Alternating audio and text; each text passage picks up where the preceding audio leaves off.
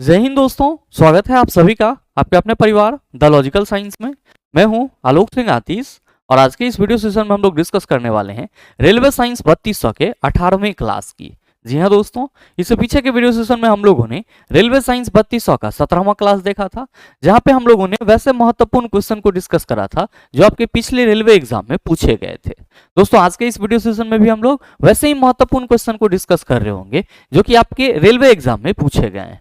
और साथ ही आपकी जानकारी के लिए बताना चाहूंगा कि आज के इस सेशन का जो भी क्वेश्चन है उसका पीडीएफ आपको कहां मिलेगा, यह हमारे टेलीग्राम ग्रुप से मिल जाएगा, जिसका लिंक इस वीडियो के नीचे डिस्क्रिप्शन में दिया हुआ है। आप वहां से जाकर के पीडीएफ को एक्सेस कर सकते हैं। बहरहाल आइए अपने सेशन की शुरुआत करते हैं और चलते हैं पहले क्वेश्चन की तरफ। मेरे मित्र, आपका जो पहला क्वेश्चन है आज के इस सेशन का, क्वेश्चन नंबर 1 क्या पूछा जा रहा है आपसे पूछा जा रहा है कि रासायनिक समीकरण में प्रतिक्रिया की स्थिति किस स्थान पर इंगित की जाती है। पहला ऑप्शन है तीर के ऊपर और या नीचे, दूसरा ऑप्शन है केवल तीर के नीचे, तीसरा ऑप्शन है समीकरण की शुरुआत में और चौथा ऑप्शन है केवल तीर के ऊपर। क्या होगा इसका आंसर? क्वेश्चन करा जा रहा है कि रासायनिक समीकरण यानी कि केमिकल इक्वेशन में प्रतिक्रिया, ध्यान दीजिएगा कि प्रतिक्रिया यहाँ पे क्या है, तो प्रतिक्रिया यहाँ पे रिएक्शन है। मतलब सीधे सीधे आपसे ये क्वेश्चन करा जा रहा है कि जब भी हम लोग किसी रासायनिक अभिक्रिया को रासायनिक समीकरण के रूप में लिखते हैं तो जो रिएक्शन की स्थिति होती है यानी कि वो किस कंडीशन में हो रही है, इस बात को हम लोग कहाँ पे इंडिकेट करते हैं।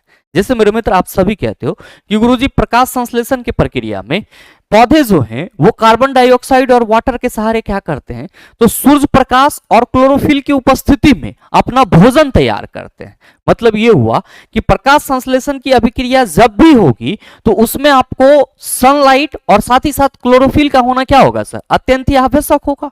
मतलब ये हुआ कि प्रकाश संश्लेषण होने के लिए ये शर्त है, प्रकाश संश्लेषण होने के लिए क्या शर्त, तो सर सनलाइट और क्लोरोफिल उपस्थित होना चाहिए। तो मेरे मित्र आप सभी कहेंगे कि गुरुजी जब प्रकाश संश्लेषण एक अभिक्रिया है और इसके लिए क्लोरोफिल, इसके लिए सर क्लोरोफिल और सनलाइट दोनों आवश्यक है, तो हम ये कह सकते हैं कि सनलाइट और क्लोरोफिल दोनों ही क्या है, तो प्रकाश संश्लेषण अभिक्रिया के लिए एक आवश्यक कंडीशन है, शर्त है। ऐसे ही मेरे मित्र जब आप बात करते हो कैल्शियम कार्बोनेट के विघटन की यानी कि CaCO3 की, तो आप सभी क्या कहते हो कि गुरुजी जब CaCO3 को हम लोग हीट देते हैं, उष्मा देते हैं, तो ये किस में टूट जाता है, कैल्शियम ऑक्साइड और कार्बन डाइऑक्साइड में टूट जाता है। मतलब कैल्शियम कार्बोनेट का अपघटन होगा, इसके लिए हमें उपयुक्त कंडीशन क्या है, तो सर अभिक्रिया जो है वो उष्मा के उपस्थिति में होगी। क्या होगी सर, उष्मा की उपस्थिति में होगी। अब मेरे मित्र कुछ रिएक्शन आपको ऐसे भी देखने को मिलते हैं जो कोई ना कोई उत्प्रेरक की उपस्थिति में होता है यानी कि कैटलिस्ट की उपस्थिति में होता है। और मेरे मित्र आप सभी क्या कहेंगे कि गुरुजी जब भी हम लोग किसी भी रासायनिक अभिक्रिया के शर्त की बात करेंगे तो सीधे सीधे ये कहेंगे कि वो रासायनिक अभिक्रिया किसके उपस्थिति में होगी, वो रासायनिक अभिक्रिया किसके उपस्थिति में होगी। जैसे इस चीज को एज अ शॉर्ट हम अपने कंसेप्ट के लिए डिलीवर करना चाहें तो हम लोग कहेंगे कि सर अगर ए और बी कोई दो क्या है सर, रिएक्टेंट हैं और ये आपस में अभिक्रिया करके कोई प्रतिफल बना रहे हैं C और D, तो हम ये कह सकते हैं कि अगर ये अभिक्रिया हीट के उपस्थिति में होगी तो उसके लिए हम लोग सिंबल यहाँ पे तीर चिन्ह के ऊपर लगाएंगे। साथ ही क्या कहेंगे कि अगर इसे सनलाइट चाहिए होगा तो सर सनलाइट को हम लोग यहाँ पे लिखेंगे, जैसे कि प्रकाश संश्लेषण को आपने देखा था। अगर यहाँ पे किसी उत्प्रेरक की जरूरत होगी तो सर उत्प्रेरक भी हम लोग यहाँ पे लिखेंगे। अगर pH में परिवर्तन होने से होगा तो सर pH में परिवर्तन को भी हम लोग यहीं पे इंडिकेट करेंगे। अगर दाब से होगी तो सर दाब को भी हम लोग यहीं पे इंडिकेट करेंगे। मेरे मित्र मेरे कहने का मतलब क्या हुआ कि किसी भी रासायनिक अभिक्रिया की जो आवश्यक शर्त होती है यानी कि वो प्रतिक्रिया किस स्थिति में हो रही है, इस चीज को बताने के लिए हम लोग क्या करते हैं, तो सर रासायनिक समीकरण में तीर चिन्ह के ऊपर या नीचे, तीर चिन्ह के ऊपर या नीचे क्या करते हैं, तो सर आवश्यक शर्त को लिखते हैं यानी कि इंगित करते हैं। तो आपसे जो क्वेश्चन करा जा रहा है कि रासायनिक समीकरण में प्रतिक्रिया की स्थिति किस स्थान पर इंगित की जाती है, आप सभी कहेंगे सर तीर के ऊपर और या फिर नीचे। जैसे कि आपका ये जो आपका एक डायग्राम कह सकते हो समीकरण का, वो व्यक्त कर रहा है कि ये अभिक्रिया या तो ताप की उपस्थिति में हो सकती है या सनलाइट की उपस्थिति में या उत्प्रेरक या पीएच में परिवर्तन के चलते या फिर दाब के चलते। तो ये अभिक्रिया होने के लिए क्या है सर, उपयुक्त स्थिति है, जिसको हमने क्या किया है, तो सर या तो तीर चिन्ह के ऊपर लिखा है या फिर आपने तीर चिन्ह के नीचे लिखा है।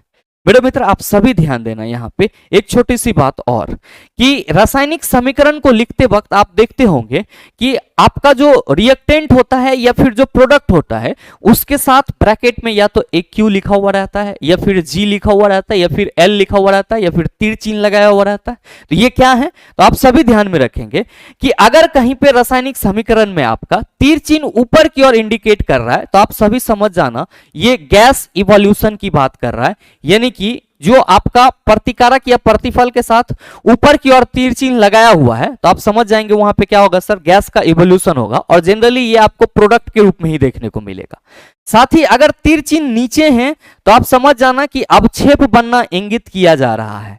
तीर चिन्ह नीचे हैं तो क्या इंडिकेट किया जा रहा है सर, अवक्षेप बनना इंडिकेट किया जा रहा है। और अगर किसी के साथ एक क्यू लगा हुआ है तो आप समझ जाना उसके जलीय विलयन की बात की जा रही है। एक्वस सॉल्यूशन को हम लोग किस तरह से रिप्रेजेंट करते हैं, एक क्यू से रिप्रेजेंट करते हैं।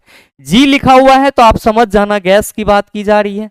एस लिखा हुआ है तो आप समझ जाना सॉलिड की बात की जा रही है, और अगर एल लिखा हुआ है तो आप समझ जाना लिक्विड की बात की जा रही है। ध्यान देंगे कि लिक्विड के लिए हम लोग सिंपली एल लिखेंगे, जबकि जलीय विलयन के लिए हम लोग क्या लिखेंगे, एक क्यू लिखेंगे। तो ये इंपॉर्टेंट इंडिकेशन भी आप अपने माइंड में रखेंगे, आपके लिए बहुत ही जरूरी है। हो सकता है कि आपके एग्जाम में ये पूछा जाए कि किसी रासायनिक अभिक्रिया के दौरान गैस का इवोल्यूशन होता है, यानी कि गैस उत्पन्न होता है, जिसे इंडिकेट किया जाएगा तीर चिन्ह के ऊपर की ओर, या फिर तीर चिन्ह के नीचे, या फिर तीर चिन्ह के बाईं तरफ इंडिकेट क्या होगा। आप कहेंगे सर तीर चिन्ह की ऊपर की ओर गैस के इवोल्यूशन को बताएगा, नीचे की ओर अवक्षेप को बताएगा।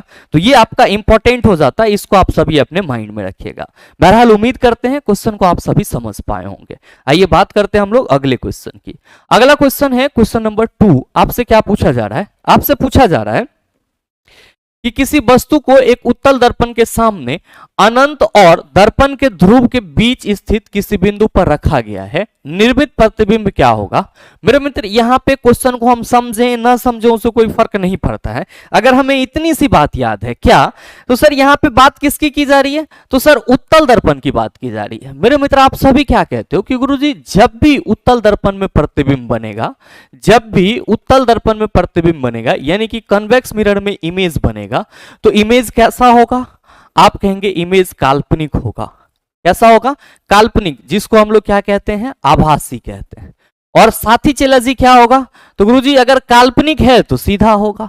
क्या है सर, काल्पनिक है तो सीधा होगा। मेरे मित्र आपसे क्वेश्चन यही करा जा रहा है कि किसी वस्तु को एक उत्तल दर्पण के सामने अनंत और दर्पण के ध्रुव के बीच स्थित किसी बिंदु पर रखा गया है, निर्मित प्रतिबिंब डैश होगा। तो आप सभी कहेंगे सर उत्तल दर्पण जब हमेशा काल्पनिक या फिर हम लोग कह सकते हैं आभासी और सीधा प्रतिबिंब बनाता है, तो जाहिर सी बात है कि यहां पे भी प्रतिबिंब हमारा क्या होगा, आभासी और सीधा होगा। तो सही आंसर क्या होगा, आप कहेंगे sir option number A is the right answer of this question. मेरे मित्र आप सभी के माइंड में आ रहा होगा कि गुरुजी क्या हम इस कंडीशन के लिए उत्तल दर्पण में प्रतिबिंब निर्माण का डायग्राम नहीं बना सकते हैं। मेरे मित्र बिल्कुल बना सकते हैं, डायग्राम बनाना कोई बड़ी बात थोड़ी है। आप क्या कहेंगे कि हम लोग इस तरह से एक उत्तल दर्पण ले लेंगे। मेरे मित्र आप क्या कहेंगे कि सर ये उत्तल दर्पण का मुख अक्ष हो जाएगा। ध्यान दीजिएगा ये उत्तल दर्पण का क्या होगा, आप कहेंगे पोल हो जाएगा। चला जी आप कहेंगे सर उत्तल दर्पण का जो फोकस होता है वो क्या होता है, तो दाईं तरफ होता है। तो मान लीजिए कि ये आपका फोकस पॉइंट है। आप क्या कहेंगे कि सर यहाँ पे वक्रता केंद्र हो जाएगा, यानी कि सेंटर ऑफ कर्वेचर हो जाएगा। चला जी क्वेश्चन में कहा जा रहा है कि किसी वस्तु के एक उत्तल दर्पण के सामने अनंत और दर्पण के ध्रुव के बीच रखा जाता है। तो मेरे मित्र ध्रुव ये है और दर्पण का ध्रुव के बाद का जो भी पार्ट हम लोग लिखेंगे वो क्या होगा सर, अनंत। तो मान लेते हैं कि इसका इनफिनाइट पोजीशन ये है और ए बी आपका यहाँ पे कोई वस्तु रखा हुआ है। क्या कहिएगा कि सर एक प्रकाश की किरण ऐसी होगी जो मुख अक्ष के समांतर जा रही होगी। आप कहेंगे सर ये परावर्तित इस डायरेक्शन में हो जाएगी। और आपको क्या लगेगा कि सर ये जो परावर्तित किरण है ये फोकस से आ रही है। ध्यान दीजिएगा फोकस दूरी थोड़ा सा इधर होता, लेकिन कोई फर्क नहीं पड़ता है सर, आपको बस समझाने के लिए। क्या कहेंगे आप कि सर एक कोई प्रकाश की किरण ऐसी भी होगी जो वक्रता केंद्र के अनुदिश जाएगी। और आपको मालूम है कि अगर वक्रता केंद्र के अनुदिश कोई प्रकाश की किरण जाएगी तो वो उसी डायरेक्शन में परावर्तित भी हो जाएगी। क्यों, क्योंकि सर वक्रता केंद्र से अगर कोई भी हम लोग यहां पे एक रेखा खींचेंगे तो वो क्या होगा, तो सर दर्पण पे अभिलंब का कार्य करेगा। और हम सबों को मालूम है कि अभिलंब के अनुदिश जारी प्रकाश की किरणों का परावर्तन क्या होगा, उसी डायरेक्शन में हो जाएगा। मतलब क्या कि सर अगर हम लोग यहाँ पे ये मान लें कि ये हमारा कोई प्रकाश की किरण है जो वक्रता केंद्र को मिला रही है, तो यहां पे जो क्रॉस सेक्शन हो रहा है, यानी कि यहां पे जो दोनों मिलता हुआ प्रतीत हो रहा है, यही हमारा क्या है? आप कहेंगे सर यही हमारा इमेज है, यानी कि प्रतिबिंब है। मेरे मित्र इमेज आपका कैसा है? तो गुरुजी ये सीधा है और साथ में क्या है? तो वस्तु हमारा इतना बड़ा है जबकि इमेज हमारा इतनी सा है। तो क्या कहिएगा कि प्रतिबिंब हमारा यहाँ पे छोटा बन रहा है। तो सर अगर आपके पास कंसेप्ट याद है तो सीधे सीधे बना लो, डायग्राम आपको खुद आ जाएगा। और ध्यान में रखेंगे ऐसे प्रश्नों को सॉल्व करने के लिए आपको डायग्राम पे बहुत मेहनत करना है, तभी आपके एग्जाम हॉल में इस टाइप के क्वेश्चन का सटीक आंसर का क्या होगा सर? हथियार आपके पास उपलब्ध रहेगा। साथ ही मेरे मित्र आप सभी ध्यान में रखना कि अगर हम लोग उत्तल दर्पण की बात करते हैं तो इसी को क्या कहा जाता है? इसी को अपसारी दर्पण के नाम से भी जाना जाता है। इसी को क्या कहा जाता है? अपसारी दर्पण के नाम से भी जाना जाता है। मेरे मित्र चूंकि उत्तल दर्पण जो है ये क्या करती है? प्रकाश की किरणों को अपसरित करती है, यानी कि चारों तरफ फैला देती है। इसीलिए इस उत्तल दर्पण का उपयोग यानी कि यूज कहां पे किया जाता है? आप सभी ध्यान में रखना, स्ट्रीट लैंप यानी कि जो सड़कों पे लाइट लगी हुई रहती है उसमें किया जाता है। साथ ही मेरे मित्र आप सभी ध्यान में रखेंगे कि वाहन दर्पण के रूप में भी किसका इस्तेमाल किया जाता है? उत्तल दर्पण का ही। वाहन दर्पण मतलब आप ये कह सकते हैं वाहन के साइड मिरर के रूप में, ठीक है? वाहन के साइड मिरर के रूप में भी किसका इस्तेमाल किया जाता है? उत्तल दर्पण का इस्तेमाल किया जाता है। आप कहोगे क्यों किया जाता है? इसलिए किया जाता है कि जो उत्तल दर्पण का ये होता है दृश्य परावर्तक होता है वो बड़ा होता है, यानी कि इसका जो विजन फील्ड होता है वो बड़ा होता है, जिस वजह से हम पीछे के बहुत बड़े एरिया को क्या कर सकते हैं सर? आसानी से देख सकते हैं। और साथ ही मेरे मित्र आप सभी ये भी ध्यान में रखेंगे कि उत्तल दर्पण जो है ये आपका अपसारी दर्पण और साथ ही साथ स्ट्रीट लैंप के रूप में उपयोग होने वाला दर्पण कहलाता है। और इस टाइप से भी क्वेश्चन कंबाइन करके पूछा जाता है कि निम्नलिखित में से कौन सा दर्पण अपसारी और स्ट्रीट लैंप में उपयोग होने वाली दर्पण कहलाती है। तो मेरे ख्याल से आपका जवाब अब सही होगा। आइए बात करते हैं अगले क्वेश्चन की। नेक्स्ट क्वेश्चन नंबर 3 आपसे पूछा जा रहा है कि मानव शरीर में मूत्र निर्माण के दौरान निम्नलिखित में से कौन सा घटनाक्रम घटित होता है? ऑप्शन है निस्पंदन, पुनः अवशोषण, श्रवण। दूसरा ऑप्शन है निस्पंदन, श्रवण, पुनः अवशोषण, श्रवण। तीसरा है पुनः अवशोषण, निस्पंदन, श्रवण, भंडारण। और चौथा है श्रवण, निस्पंदन, पुनः अवशोषण। क्या होगा इसका आंसर? क्वेश्चन करा जा रहा है कि मानव शरीर में मूत्र निर्माण के दौरान निम्नलिखित में से कौन सा घटनाक्रम घटित होता है? आप सभी कहेंगे कि गुरुजी पहले हमें यह बताओ कि ये मूत्र निर्माण की प्रक्रिया कहां पे होती है। तो चला जी आप सभी ध्यान में रखेंगे कि मूत्र निर्माण की प्रक्रिया आपके किडनी के द्वारा होती है। किसके द्वारा होती है सर? ब्रिक के द्वारा होती है, जिसको हम लोग इंग्लिश में क्या कहते हैं? इसी को हम लोग इंग्लिश में किडनी कहते हैं। मेरे मित्र आप सभी को यहां पे ये ध्यान में रखना होगा कि ये जो किडनी है ये न सिर्फ मूत्र निर्माण का कार्य करती है बल्कि उत्सर्जन का भी कार्य करती है। तो आपके एग्जाम में कभी कभी क्वेश्चन ये पूछ लिया जाता है कि मूत्र निर्माण एवं उत्सर्जन का कार्य निम्नलिखित में से किसके द्वारा किया जाता है? आप कहेंगे गुरुजी ब्रिक के द्वारा किया जाता है। अब आपके मन में सवाल आएगा कि गुरुजी ये ब्रिक के द्वारा मूत्र निर्माण और उत्सर्जन की प्रक्रिया को कैसे संपन्न की जाती है? इसके लिए क्या स्टेप होते हैं? तो मेरे मित्र आप सभी ध्यान में रखेंगे। पहला चीज ये कि जब भी हम लोग किडनी के संरचनात्मक और क्रियात्मक इकाई की बात करते हैं, यानी कि कोई भी किडनी किस चीज से बना होता है और किडनी के द्वारा जो कार्य किया जाता है वो कौन करता है? तो हम सभी कहते हैं गुरुजी नेफ्रॉन। कौन करता है? नेफ्रॉन। और आप सबों ने कई दफा पढ़ा होगा कि नेफ्रॉन को क्या कहा जाता है? तो सर किडनी की संरचनात्मक और क्रियात्मक इकाई। क्यों? क्योंकि किडनी की जो संरचना होती है वो नेफ्रॉन से बनी होती है और किडनी के द्वारा जो कार्य किया जाएगा वो नेफ्रॉन के द्वारा ही कार्य किया जाता है।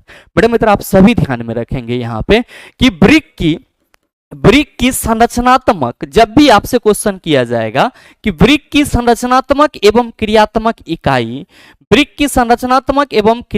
इकाई किसे बोला जाता है? तो आप सभी किसका नाम लेंगे? आप सभी नेफ्रॉन का नाम लेंगे। किसका नाम लेंगे? नेफ्रॉन का नाम लेंगे। और मेरे मित्र आप सभी ध्यान में रखना, इस नेफ्रॉन को हम लोग क्या कहते हैं? ब्रिक नलिका भी कहते हैं। क्या कहते हैं इसको? ब्रिक नलिका भी कहते हैं।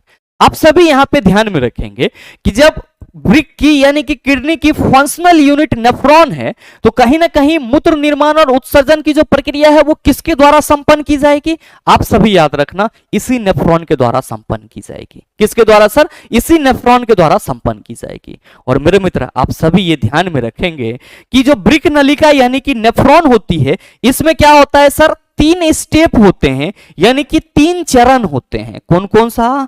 तो सर पहला होता है ग्लोमेरुलर फिल्ट्रेशन। पहला क्या होता है? Glomerular filtration. Glomerular filtration. और मेरे मित्र दूसरा कौन सा होता है? दूसरा होता है आपका ट्यूबुलर पुनर्अवशोषण। ट्यूबुलर पुनर्अवशोषण। और तीसरा क्या होता है? तीसरा होता है आपका ट्यूबुलर स्रवण। यानी कि नेफ्रॉन के द्वारा जो मूत्र निर्माण और उत्सर्जन की प्रक्रिया संपन्न की जाती है वो कितने स्टेप में? 3 स्टेप में। पहला ग्लोमेरुलर फिल्ट्रेशन, दूसरा ट्यूबुलर पुनर्अवशोषण, तीसरा ट्यूबुलर स्रवण। आप कहेंगे गुरुजी इस ग्लोमेरुलर फिल्ट्रेशन में क्या होता है? तो चला जी आप सभी ध्यान में रखेंगे कि जितने भी नेफ्रॉन होते हैं उसका जो शुरुआती पार्ट होता है वहां पे एक प्याला जैसी संरचना होती है जिसे हम लोग बॉमेन संपुट के नाम से जानते हैं, या इसी को इंग्लिश में बॉमेन कैप्सूल कहते हैं। मेरे मित्र ध्यान में रखेंगे कि ये बॉमेन कैप्सूल एक तरह से क्या करता है? तो सर जो रक्त होती है उसको फिल्ट्रेट करने का काम करता है, यानी कि फिल्टर करने का काम करता है। हमारे रक्त के साथ जो यूरिया या फिर ग्लूकोज या फिर अन्य तरह के खनिज लवण, प्रोटीन, ये सब मिक्स होते हैं। ये पहले कहां पे आते हैं? तो सर पहले नेफ्रॉन के बॉमेन कैप्सूल में आते हैं, जहां पे ये छन करके कहां जाते हैं? सर ब्रिक नलिका में जाते हैं। और मेरे मित्र ये जो छनते हैं यहां पे अल्ट्रा फिल्ट्रेशन की प्रक्रिया होती है। यानी कि अगर आपसे कभी ये क्वेश्चन करा जाए कि नेफ्रॉन द्वारा जो पहला स्टेट किया जाता है मूत्र उत्सर्जन और निर्माण प्रक्रिया में ग्लोमेरुलर फिल्ट्रेशन, तो यहां पे फिल्ट्रेशन की प्रक्रिया कैसे संपन्न होती है? तो यहां पे आप कहेंगे फिल्ट्रेशन की प्रक्रिया अल्ट्रा फिल्ट्रेशन द्वारा संपन्न होती है। बहुत सारे मित्र कहेंगे गुरुजी व्हाट इज अल्ट्रा फिल्ट्रेशन? मेरे मित्र आप सभी ध्यान में रखेंगे, फिल्ट्रेशन की वैसी प्रक्रिया जिसमें फिल्टर की प्रोसेस उच्च दाब पर संपन्न हो उसको अल्ट्रा फिल्ट्रेशन कहते हैं। यानी कि ग्लोमेरुलर फिल्ट्रेशन के दौरान क्या होता है? तो हमारे रक्त का उच्च दाब पर फिल्ट्रेशन होता है, यानी कि छानन होता है, और फिर वो जो ग्लोमेरुलर फिल्ट्रेट होता है, ध्यान देंगे कि यहां पे जो फिल्ट्रेशन की प्रक्रिया के बाद आपका पदार्थ प्राप्त होता है उसको ग्लोमेरुलर फिल्ट्रेट कहा जाता है। यह ग्लोमेरुलर फिल्ट्रेट कहां आता है? सर नलिका में आता है। नलिका के कोशिका के द्वारा उस ग्लोमेरुलर फिल्ट्रेट से जो जरूरी पदार्थ होते हैं जैसे कि मुख्य रूप से जल या फिर जो ग्लूकोज, उसको क्या किया जाता है? सर अवशोषित कर लिया जाता है, जिसको हम लोग ट्यूबुलर पुनर्अवशोषण कहते हैं। और मेरे मित्र फिर जब वो नलिका में आता है तो क्या होता है? सर नलिका से कभी कभी कुछ ऐसे भी पदार्थ स्रवित होते हैं जो उत्सर्जी पदार्थ के रूप में क्या होते हैं? तो सर मूत्राशय में आकर के जमा हो जाते हैं, जिसको हम लोग क्या कहते हैं? मूत्र कहते हैं। और मेरे मित्र जब ये मूत्राशय में आके जमा हो जाएगा तो आप कहेंगे sir time to time body के टाइम चेन के हिसाब से मूत्र मार्ग के थ्रू ये क्या होगा? हमारे शरीर से बाहर निकलना शुरू कर देगा। तो मूत्र निर्माण की प्रक्रिया और उत्सर्जन की प्रक्रिया ये दोनों आप किसके द्वारा देख रहे हैं संपन्न हो रही है? ग्लोमेरुलर फिल्ट्रेशन, ट्यूबुलर पुनर्अवशोषण और ट्यूबुलर स्रवण के द्वारा। तो आपसे जो क्वेश्चन करा जा रहा है कि मानव शरीर में मूत्र निर्माण के दौरान निम्नलिखित में से कौन सा घटनाक्रम घटित होता है? आप सभी कहेंगे सर फिल्ट्रेशन को निस्पंदन बोला जाता है, ट्यूबुलर पुनर्अवशोषण इसको हम लोग पुनः अवशोषण भी कहते हैं, और ट्यूबुलर सेक्रेशन जिसको हम लोग स्रवण भी कह सकते हैं। तो सही आंसर क्या हो जाएगा? ऑप्शन नंबर ए हो जाएगा। उम्मीद करते हैं क्वेश्चन को समझ पाए होंगे। आइए बात करते हैं अगले क्वेश्चन की। अगला क्वेश्चन, क्वेश्चन नंबर 4 कि एक बिंदु प्रकाश स्रोत से एक समांतर किरण पुंज उत्पन्न करने के लिए इनमें से किस प्रकाशिक उपकरण का प्रयोग किया जा सकता है? मेरे मित्र आप सभी क्या कहते हैं? आप सभी कहते हैं कि गुरुजी अगर अवतल दर्पण में कोई प्रकाश की किरणें अवतल दर्पण के मुख अक्ष के समांतर होती है, अवतल दर्पण में कोई प्रकाश की किरणें अवतल दर्पण के मुख अक्ष के समांतर होती है, तो ये कहां से होकर के गुजर जाती है? आप कहते हैं सर फोकस से होकर गुजर जाती है। कहते हैं या नहीं कहते? आप कहते हैं सर कहते हैं। मेरे मित्र आप सभी ये भी तो कहते हैं कि गुरुजी अगर कोई प्रकाश की किरणें अवतल दर्पण के फोकस के अनुदिश आपतित होती है, जैसे मान लीजिए कि ये आपका अवतल दर्पण है और ये फोकस है, कोई प्रकाश की किरणें ऐसी हो जो सर फोकस के अनुदिश आए, तो आप कहते हैं सर अगर ये इस तरह से आ रही है तो ये परावर्तित कैसे हो जाती है, मुख्य अक्ष के समांतर हो जाती है। मेरे मित्र सेम चीज आप किसके साथ कहते हैं, उत्तल लेंस के साथ कहते हैं कि गुरुजी अगर कोई प्रकाश की किरणें मुख्य अक्ष के समांतर आती है लेंस के, अगर कोई प्रकाश की किरणें लेंस के मुख्य अक्ष के समांतर आती है तो सर ये लेंस के फोकस से होकर के गुजर जाती है। और अगर कोई प्रकाश की किरणें लेंस के फोकस के अनुदिश आती है, अगर यहां पे एक फोकस हमारा F1 है और प्रकाश की किरणें ऐसी आ रही है तो आप कहते हैं सर ये मुख्य अक्ष के समांतर हो जाती है। मतलब क्या हुआ कि हमसे जो क्वेश्चन करा जा रहा है कि एक बिंदु प्रकाश स्रोत से एक समांतर किरण पुंज उत्पन्न करने के लिए हमें क्या उत्पन्न करना है, समांतर किरण पुंज। कहा जा रहा है कि इनमें से किस प्रकाशिक उपकरण का उपयोग किया जा सकता है। आप कहेंगे सर उत्तल लेंस, अवतल दर्पण और उत्तल दर्पण। हम लोग कहेंगे सर समांतर जो हमारा किरण पुंज है वो तो हमें वास्तव में चाहिए। तो मेरे मित्र आप कहिएगा कि सर जो अवतल दर्पण है और साथ ही जो उत्तल लेंस है, इस दोनों के द्वारा क्या किया जा सकता है, सर समांतर किरण पुंज उत्पन्न किया जा सकता है। तो देख लीजिए कि आपका अवतल दर्पण कहां पे है सर, आप कहेंगे सर अवतल दर्पण तो हमारा 3 नंबर पे है, और साथ ही साथ उत्तल लेंस कहां पे है सर, तो सर 1 नंबर पे है। और क्या कहेंगे कि सर 2 और 3 दिया हुआ है, 1 और 2 दिया हुआ है, 1 और 3 यहां पे दिया हुआ है, और सही भी हमारा उत्तल लेंस और अवतल दर्पण ही है। तो बिल्कुल आपके इस क्वेश्चन का सही आंसर क्या होगा, ऑप्शन नंबर सी हो जाएगा। उम्मीद करते हैं समझ पाए होंगे। आइए बात कर लेते हैं सर अगले क्वेश्चन की। अगला क्वेश्चन देखिएगा सर, क्वेश्चन नंबर 5, बड़ा ही सरल सा सवाल आपसे पूछा जा रहा है कि आवर्त सारणी में परमाणु का आकार बाएं से दाएं जाने पर और ऊपर से नीचे जाने पर क्या होता है। मेरे मित्र आप सभी ध्यान में रखेंगे कि अगर हम लोग बात करेंगे आवर्त सारणी की, तो आप सभी ध्यान में रखना कि अगर किसी वर्ग में हम लोग ऊपर से नीचे आएंगे, तो आप सभी ध्यान में रखेंगे कि परमाणु त्रिज्या बढ़ती है। परमाणु त्रिज्या क्या होती है, बढ़ती है। फलतः क्या कहेंगे हम लोग, फलतः परमाणु आकार बढ़ता है। फलतः परमाणु आकार क्या होता है, बढ़ता है। और मेरे मित्र आप सभी ध्यान में रखना कि आवर्त सारणी के अगर हम लोग किसी आवर्त में बाएं से दाएं जाएंगे तो परमाणु त्रिज्या क्या होगी, आप सभी याद रखेंगे, घटेगी। परमाणु त्रिज्या घटेगी। फलतः परमाणु का आकार क्या होगा, आप कहेंगे घट जाएगा। क्या होगा, घट जाएगा। मेरे मित्र क्वेश्चन क्या कहा जा रहा है कि आवर्त सारणी में परमाणु का आकार बाएं से दाएं जाने पर आप क्या कहेंगे, घटेगा, और ऊपर से नीचे जाने पर क्या कहेंगे, बढ़ेगा।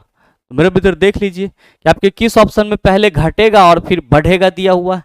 आप कहेंगे सर पहले ऑप्शन में बढ़ता है दिया नहीं होगा, दूसरा में है घटता है और फिर बढ़ता है। सर यही हमारा सही आंसर है, बाकी और कोई सही आंसर नहीं है। आइए बात कर लेते हैं अगले क्वेश्चन की। अगला क्वेश्चन नंबर 6 कि निम्नलिखित में से कौन सा धोवन सोडा का उपयोग नहीं है। कांच, साबुन और कागज के विनिर्माण में बिल्कुल किया जाता है सर इसका उपयोग। घरेलू प्रयोजनों के लिए शोधन मार्जक यानी कि डिटर्जेंट एजेंट के रूप में बिल्कुल होता है सर। जल की अस्थायी कठोरता को दूर करने के लिए बिल्कुल करते हैं। केक को सेकने के लिए सर नहीं करते हैं। क्या क्वेश्चन करा जा रहा था कि धोवन सोडा का उपयोग नहीं है, केक का सेकना। सही आंसर ऑप्शन नंबर ए हो जाएगा, इसमें कोई सर लाग लपेटा नहीं था। नेक्स्ट क्वेश्चन देखेंगे, क्वेश्चन नंबर 7 कि 3 सेंटीमीटर आकार वाली किसी वस्तु को एक 18 सेंटीमीटर फोकस दूरी वाले अवतल दर्पण के सामने 54 सेंटीमीटर की दूरी पर रखा गया है। निर्मित प्रतिबिंब डैश होगा और इसकी ऊंचाई डैश होगी। मेरे मित्र यहां पे आज आपको प्रतिबिंब की ऊंचाई कैलकुलेट करके बताना होगा। अगर अप्रोक्सीमेट बताना था तो सर हमें सॉल्व करने की जरूरत नहीं पड़ती, लेकिन एक्यूरेट हमें बताना है तो सॉल्व करेंगे। कैसे? तो सर उचित चिन्ह परिपाटी के अनुसार।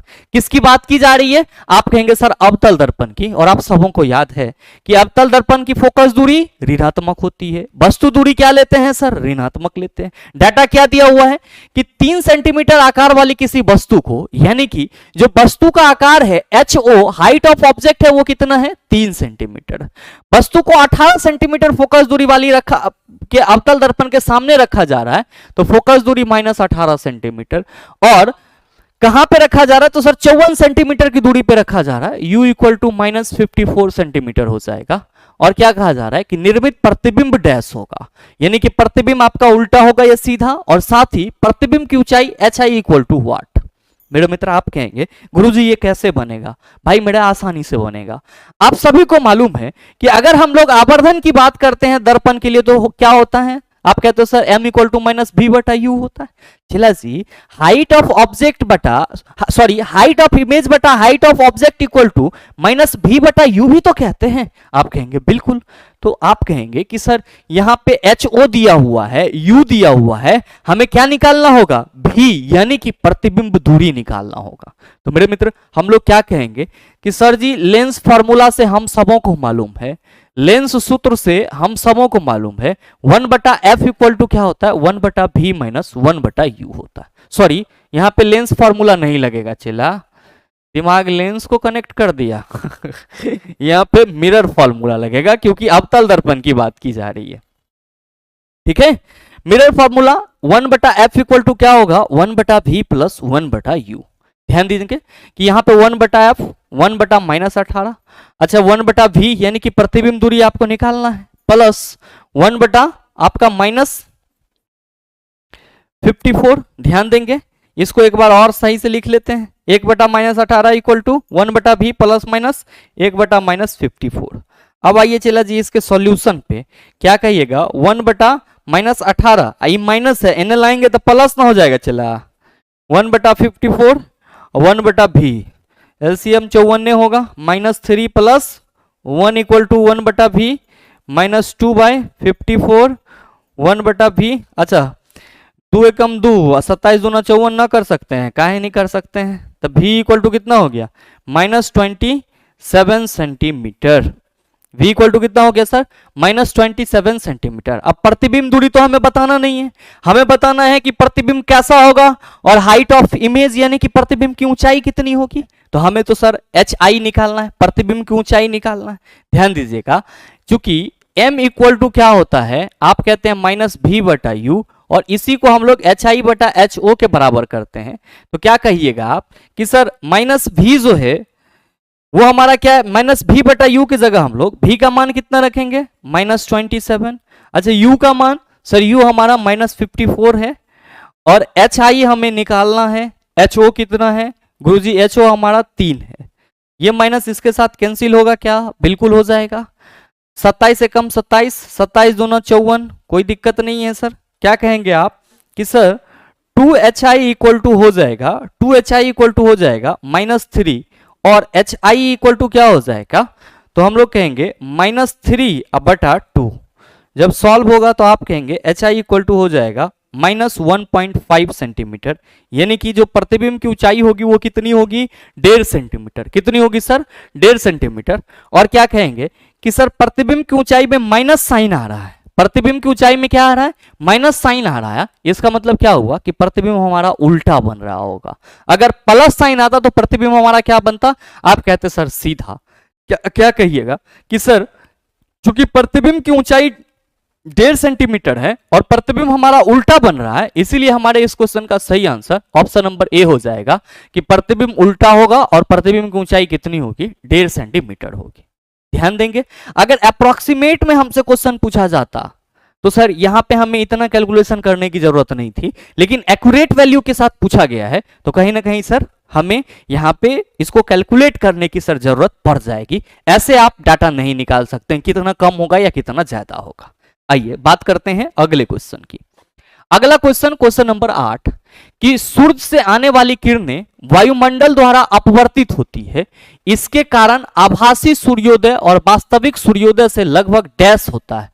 मेरे मित्र आपसे क्वेश्चन करा जा रहा है कि सूर्य से आने वाली किरणें वायुमंडल द्वारा अपवर्तित होती है, इसके कारण आभासी सूर्योदय और वास्तविक सूर्योदय में कितना का अंतर होता है?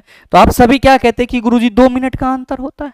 मेरे मित्र ध्यान देंगे, यहां पे कहा जा रहा है कि सूर्योदय, क्या कहा जा रहा है? सूर्योदय। तो ध्यान में रखिएगा कि जब भी आभासी सूर्योदय और वास्तविक सूर्योदय की बात की जाएगी तो आप कहेंगे सूर्य जो है वो 2 मिनट पहले दिखाई पड़ता है, 2 मिनट पहले दिखाई पड़ता है। और जब आभासी सूर्यास्त और वास्तविक सूर्यास्त की बात की जाएगी तो आप कहेंगे सूर्य जो है वो 2 मिनट बाद तक दिखाई पड़ता है, यानी कि वास्तविक सूर्यास्त हो जाने के बाद भी आपको 2 मिनट तक सूर्य दिखाई पड़ता है। तो सूर्योदय की बात की जाएगी तो आप कहेंगे 2 मिनट पहले, और सूर्यास्त और जैसे आभासी सूर्यास्त और वास्तविक सूर्यास्त की बात की जाएगी तो आप कहेंगे 2 मिनट बाद का अंतर होता है। ये चीज ध्यान में रखेंगे। यहां पे क्या कहा जा रहा है कि सूर्य से आने वाली किरणें वायुमंडल द्वारा अपवर्तित होती है, इसके कारण आभासी सूर्योदय और वास्तविक सूर्योदय से लगभग डैश होता है, 2 मिनट पहले होता है। अगर आपसे क्वेश्चन यही कहा जाता ऐसे कि सूर्य से आने वाली किरणें वायुमंडल द्वारा अपवर्तित होती, इसके कारण आभासी सूर्यास्त और वास्तविक सूर्यास्त में डैश का अंतर होता है, तो आप कहेंगे 2 मिनट बाद का अंतर होता है। यह चीज ध्यान में रखिएगा कि सूर्योदय की बात की जाएगी तो 2 मिनट पहले कहेंगे, सूर्यास्त की बात की जाएगी तो 2 मिनट बाद तक कहेंगे। आइए बात करते हैं अगले क्वेश्चन की। अगला क्वेश्चन नंबर 9, नीचे दिए गए तथ्यों पर विचार कीजिए और सही उत्तर का चयन कीजिए। ग्रेफाइट विद्युत का कुचालक है। मेरे मित्र गलत है। क्यों? क्योंकि ग्रेफाइट विद्युत का सुचालक माना जाता है। और नेक्स्ट में कहा जा रहा है कि ग्रेफाइट में प्रत्येक कार्बन परमाणु समान तल में 3 अन्य कार्बन परमाणु के साथ बंधन बनाकर जुड़ा होता है, जिसे एक षटकोणीय हेक्सागोनल एरे बनती है। और मेरे मित्र इसी के चलते ग्रेफाइट आपको सॉफ्ट लगता है, क्योंकि इसकी जो संरचना होती है उसमें इलेक्ट्रॉन क्या होते हैं सर? फिसलते रहते हैं। तो आपका दूसरा स्टेटमेंट सही है जबकि पहला गलत है। देख लीजिए कहां पे लिखा हुआ है।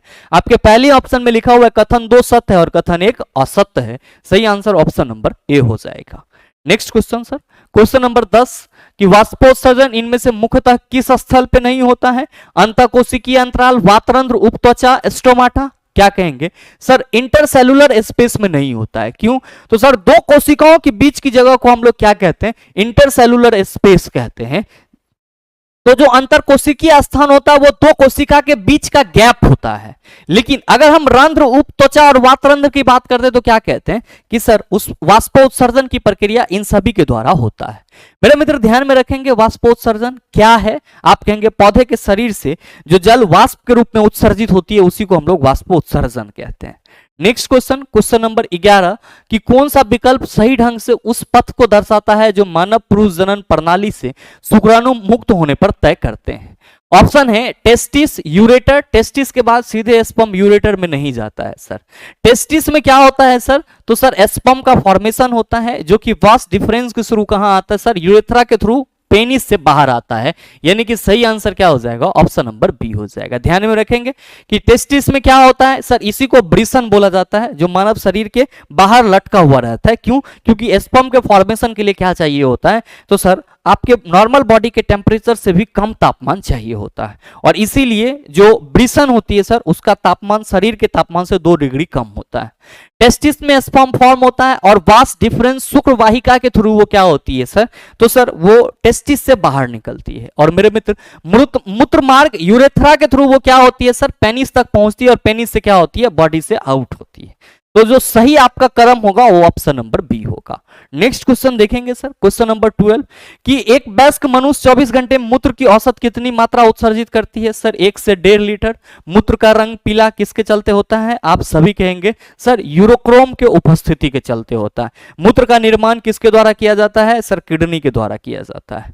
नेक्स्ट क्वेश्चन है कि प्रतिरोध का एसआई मात्रक निम्नलिखित में से किसके बराबर है? चला जी आप सभी क्या कहते हो? गुरुजी V = IR होता है, तो R = V/I हो जाएगा। आप क्या कहेंगे कि सर जो विभवांतर है इसके लिए हम लोग क्या लिखते हैं? वोल्ट लिखते हैं, और जो हमारा I है इसके लिए हम लोग क्या लिखते हैं? एम्पियर लिखते हैं। तो आप देख लीजिए कि जो आपका प्रतिरोध है उसमें वोल्ट बटा एम्पियर को ही आप लोग क्या कहते हैं? गुरुजी हम लोग ओम कहते हैं। तो सही आंसर क्या होगा? ऑप्शन नंबर डी हो जाएगा। क्या हो जाएगा? ऑप्शन नंबर डी हो जाएगा। मेरे मित्र ध्यान देंगे कि यहां पे पहले ऑप्शन में एम्पियर एम्पियर बटा वोल्ट लिखा गया है, जो कि क्या है सर, गलत है। क्यों? क्योंकि एम्पियर बटा वोल्ट नहीं होता है, क्या होता है, वोल्ट बटा एम्पियर, जिसको हम लोग ओम के नाम से जानते हैं। तो ये आपका रिलेशन ही गलत है।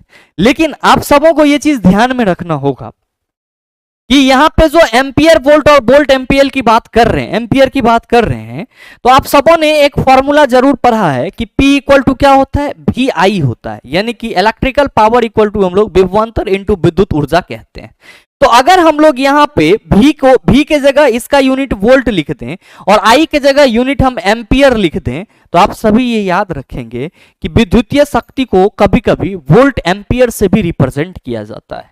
विद्युतीय शक्ति को कभी कभी वोल्ट एम्पियर से भी रिप्रेजेंट किया जाता है। तो ये चीज भी आप सभी अपने माइंड में रखना। नेक्स्ट है, चला जी, यहाँ पे कुलम्ब जूल नहीं होता है कोई फॉर्मूला। ध्यान में रखेंगे कि जूल पर कुलम्ब आपका फॉर्मूला होता है। कैसे होता है गुरुजी? तो मेरे मित्र, विभवांतर इक्वल टू आप लोग क्या कहते हो, तो प्रति एकांक आवेश को अनंत से किसी, सॉरी अनंत से नहीं, विद्युत क्षेत्र के अंतर्गत, प्रति एकांक आवेश को विद्युत क्षेत्र के अंतर्गत एक बिंदु से दूसरे बिंदु तक लाने में जो कार्य किया जाता है वो हमारा क्या कहलाता है, विभवांतर। तो V इक्वल टू हम लोग W बटा Q लिखते हैं। W का यूनिट जूल ले लें और Q का यूनिट हम लोग क्या ले लें सर, कुलम्ब ले लें। तो जूल पर कुलम्ब किसका यूनिट हो जाएगा, तो आप सभी कहेंगे सर जूल पर कुलम्ब जो है ये वोल्ट को बताएगा। किसको बताएगा सर, वोल्ट को बताएगा, जिसको हम लोग क्या कहते हैं, तो सर वोल्ट विभवांतर का यूनिट होता है। आइए बात करते हैं अगले क्वेश्चन की। अगला क्वेश्चन, क्वेश्चन नंबर 14 की निम्नलिखित में से सही कथनों की पहचान कीजिए। किसी बिंदु पर चुंबकीय क्षेत्र की दिशा उस बिंदु पर चुंबकीय दिक्सूचक रखकर ज्ञात की जा सकती है। सर सही है, चुंबकीय क्षेत्र की दिशा अगर हमें कहीं पे मालूम करना है तो जो सर कंपास निडल आता है उसके सहारे हम लोग क्या कर सकते हैं, चुंबकीय क्षेत्र की दिशा को इंडिकेट कर सकते हैं। दूसरा है कि एक स्वतंत्र रूप से निलंबित चुंबक सुई उत्तर पूर्व दिशा में इंगित करती है। ये गलत है। एक स्वतंत्र रूप से निलंबित चुंबकीय सुई जो होगी सर वो नॉर्थ और साउथ पोल को इंडिकेट करेगी, यानी कि उत्तर और दक्षिण ध्रुव को इंडिकेट करेगी। नेक्स्ट है कि चुंबकीय क्षेत्र रेखाएं चुंबक के ध्रुवों के निकट सघन होती है। बिल्कुल ही सर सही है। और चुंबकीय क्षेत्र रेखा ध्रुवों के पास क्या होता है सर, बिल्कुल ही प्रबल होता है। नेक्स्ट है कि दो चुंबकीय क्षेत्र रेखाएं किसी दिए गए बिंदु पर प्रतिच्छेद कर सकती है। मेरे मित्र बिल्कुल ही गलत है। चुंबकीय क्षेत्र रेखाएं कभी भी आपस में एक दूसरे को इंटरसेक्ट नहीं करती है। तो आपसे जो क्वेश्चन करा जा रहा है कि निम्नलिखित में से सही कथनों की पहचान कीजिए, तो सर सही कथन आपका कौन है, तो आप कहेंगे सर सही कथन हमारा एक है और साथ ही साथ क्या है सर, तो सर 3 है। सही कथन में हमारा सिर्फ और सिर्फ क्या है सर, 1 है और 3 है। तो सही आंसर क्या हो जाएगा हमारा, ऑप्शन नंबर सी हो जाएगा। आइए बात करते हैं हम लोग अगले क्वेश्चन की। अगला क्वेश्चन, क्वेश्चन नंबर 15 कि एक विद्युत उपकरण 220 वोल्ट आपूर्ति से संयोजित होने पर 5 एम्पियर की धारा लेता है। विद्युत उपकरण की शक्ति ज्ञात कीजिए। अब ये बताएं चला जी, P इक्वल टू VI, तो वोल्टेज आपका कितना है 220 एम्पियर, 5 गुना करेंगे तो 0, 5 दूना 10, 5 दूना 10 1 11, 1100 वाट हो गया। क्या होगा, तो सर 1 किलोवाट 1000 वाट होता है। आप क्या कहेंगे कि सर ये हो जाएगा 1.1 किलोवाट। कितना हो जाएगा, 1.1 किलोवाट। सही आंसर ऑप्शन नंबर सी हो जाएगा। आइए अगला क्वेश्चन आप सभी यहां पे ध्यान देंगे। आपसे पूछा जा रहा है कि एक धारावाही परिनालिका के कारण चुंबकीय क्षेत्र रेखाओं का पैटर्न डैश के समान होता है। क्षर चुंबक, धारावाही वृत्ताकार पास, अश्वनाल चुंबक, धारावाही सीधा तार। क्या कहेंगे गुरुजी, क्षर चुंबक के जैसा होता है। ध्यान में रखेंगे, इसको हम लोग बार मैग्नेट के रूप में भी जानते हैं। तो जैसा बार मैग्नेट में चुंबकीय क्षेत्र रेखा का पैटर्न होगा, जस्ट लाइक सोलिनॉइड में होगा, परिनालिका में होगा। नेक्स्ट क्वेश्चन देखेंगे सर, क्वेश्चन नंबर 17, निम्न में से कौन सा यौन संक्रमण रोग एक विषाणु के कारण होता है। मेरे मित्र आप सभी से इस क्वेश्चन का आंसर जानने की इच्छा रखूंगा और ये क्वेश्चन का आंसर आप सबों के लिए सर होमवर्क है। सही आंसर क्या होगा नीचे कमेंट करके जरूर बताइएगा। नेक्स्ट क्वेश्चन देखिएगा सर, क्वेश्चन नंबर 18 कि नीचे दिए गए कथनों पर विचार कीजिए और सही उत्तर का चयन कीजिए। कथन 1 है आपका कि लिथियम, सोडियम और रुबिडियम डॉबरेनर के त्रिक के तत्व हैं। मेरे मित्र आप सभी क्या कहेंगे कि गुरुजी आपने कई बार बताया है कि अगर हम लोग डॉबरेनर के त्रिक की बात करते हैं तो ट्रिक है हमारा लीना के कैसरबा चल ब्रो आयोडीन लाने। आप क्या कहते हैं, लिथियम, सोडियम और पोटेशियम, ये डॉबरेनर के ट्रिक है। ये डॉबरेनर के क्या है सर, तो सर त्रियक हैं, यानी कि ट्राइड हैं। तो यहां पे जो कहा जा रहा है लिथियम, सोडियम और रुबिडियम, तो रुबिडियम तो है नहीं सर कहीं पे, तो आप क्या कहेंगे सर कथन 1 तो हमारा गलत हो जाएगा। कथन 2 में है कि त्रिक में मध्य तत्व का परमाणु द्रव्यमान अन्य दो तत्वों के परमाणु द्रव्यमान के औसत के लगभग बराबर होता है। मेरे मित्र आप सभी क्या कहते हैं कि डॉबरेनर ने ए बी सी करके 3 तत्व को बढ़ते हुए परमाणु द्रव्यमान के क्रम में सजाया था और उन्होंने बताया कि बीच वाले तत्व का जो परमाणु द्रव्यमान होगा वो किनारे के दोनों तत्वों के परमाणु द्रव्यमान का औसत होगा।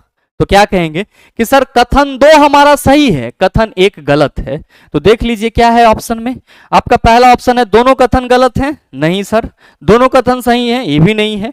कथन 1 सही है, कथन 1 गलत है चला, कथन 2 सही है, कथन 1 गलत है, सही आंसर ऑप्शन नंबर डी हो जाएगा। आइए बात कर लेते हैं अगले क्वेश्चन की। अगला क्वेश्चन, क्वेश्चन नंबर 19 की अभिक्रिया जिसमें एक अभिकारक 2 या 2 से अधिक अपेक्षाकृत सरल उत्पाद में विभाजित हो जाता है डैश कहलाता है। चला जी याद रखिएगा, when we discuss about composition reaction और अ कॉम्बिनेशन रिएक्शन, क्या कहते हैं कि सर दो पदार्थ आपस में जुट करके एकल प्रतिफल का निर्माण करते हैं और इसका जस्ट उल्टा क्या होता है, तो आप कहते हैं गुरुजी वियोजन अभिक्रिया होता है। इसमें क्या होता है, आप कहते हैं कि सर एक कोई पदार्थ जो है वो टूट करके 2 छोटे छोटे प्रतिफल का निर्माण करते हैं। तो यहां पे जो क्वेश्चन करा जा रहा है उसका सही आंसर क्या होगा, अपघटन अभिक्रिया। ध्यान में रखेंगे वियोजन अभिक्रिया को ही हम लोग अपघटन अभिक्रिया के नाम से जानते हैं। संयोजन समझ ही गए होंगे, विस्थापन कई दिन से मैं आपको बता ही रहा हूं, और दोहरा विस्थापन याद रखिएगा आयनों के आदान प्रदान के चलते होता है, यानी कि आयनों के विनिमय के चलते होता है। नेक्स्ट क्वेश्चन, क्वेश्चन नंबर 20 की एक तापदीप बल्ब का फिलामेंट, आप कहेंगे सर टंगस्टन। अच्छा ये नाइक्रोम है, तो आप कहेंगे सर इसका उपयोग तापन अवयव बनाने के लिए किया जाएगा, तापन अवयव बनाने के लिए। और टीन लेड मिश्र धातु, इसी का उपयोग हम लोग कहां पे करते हैं सर, तो फ्यूज वायर बनाने के लिए या फ्यूज बनाने के लिए करते हैं। नेक्स्ट है कि उर्वरकों के संबंध में निम्न में से कौन सा कथन गलत है। ये बारिश से सिंचाई में पानी के साथ बह जाते हैं, बिल्कुल सही बात है। खाद डालेंगे पानी हो जाएगा, तो सारा खाद क्या होगा, खेत से पानी के साथ बह जाएगा। इसका संगठन पोषकों की पूर्व निर्धारित मात्रा के आधार पर होती है, ये भी सही है। दूसरा है कि इनका संग्रहण उचित तरीके से किया जाना चाहिए, ये भी सही है। अगर संग्रहण सही तरीके से नहीं किया गया तो बाद में पता चला सर कोई बच्चा उच्चा चल गया, खाद एक मुट्ठी खा लिया चीनिया कुछ और समझ के, तो इसका संग्रहण क्या करना चाहिए सर, उचित तरीके से करना चाहिए। और ये वायु और जल को कभी प्रदूषित नहीं करते हैं, ये बात बिल्कुल ही गलत है, करते हैं सर। आपको गलत कथन चुनना था, तो सही आंसर ऑप्शन नंबर डी हो जाएगा। नेक्स्ट क्वेश्चन देखिएगा, क्वेश्चन नंबर 22 कि निम्नलिखित में से कौन से उष्माक्षेपी अभिक्रिया के उदाहरण है। उष्माक्षेपी को हम लोग क्या कहते हैं, आप सभी याद रखना, एक्सोथर्मिक रिएक्शन कहते हैं। क्या कहते हैं, एक्सोथर्मिक रिएक्शन कहते हैं। वैसी रासायनिक अभिक्रिया जिसमें उष्मा क्या होती है सर, निकलती है। मेरे मित्र बुझा हुआ चूना बनना, जब आप सभी कहते हो कि कैल्शियम ऑक्साइड में हम लोग यानी कि कली चूना में पानी मिलाते हैं तो क्या होता है, कैल्शियम हाइड्रोक्साइड हमारा बनता है, और इस दौरान आपको क्या होता है, तो सर बहुत ज्यादा आपको उष्मा मिलती है। तो वैसी रासायनिक अभिक्रिया जिसमें उष्मा मुक्त हो उसको उष्माक्षेपी अभिक्रिया कहेंगे। तो बुझा हुआ चूना बनना उष्माक्षेपी का उदाहरण होगा। प्राकृतिक गैस कोई भी जलाएंगे उष्मा मुक्त होगा, उष्माक्षेपी अभिक्रिया। श्वसन, आप सर सांस लेते हो वो क्या है, एक्सोथर्मिक रिएक्शन है। कहिएगा सर 1 2 3 तीनों है सर, सही आंसर ऑप्शन नंबर बी हो जाएगा। उष्माशोषी क्या होती है, वैसी रासायनिक अभिक्रिया जिसमें सर जिसको होने के लिए उष्मा की जरूरत होती है, उष्माशोषी रासायनिक अभिक्रिया कहलाती है।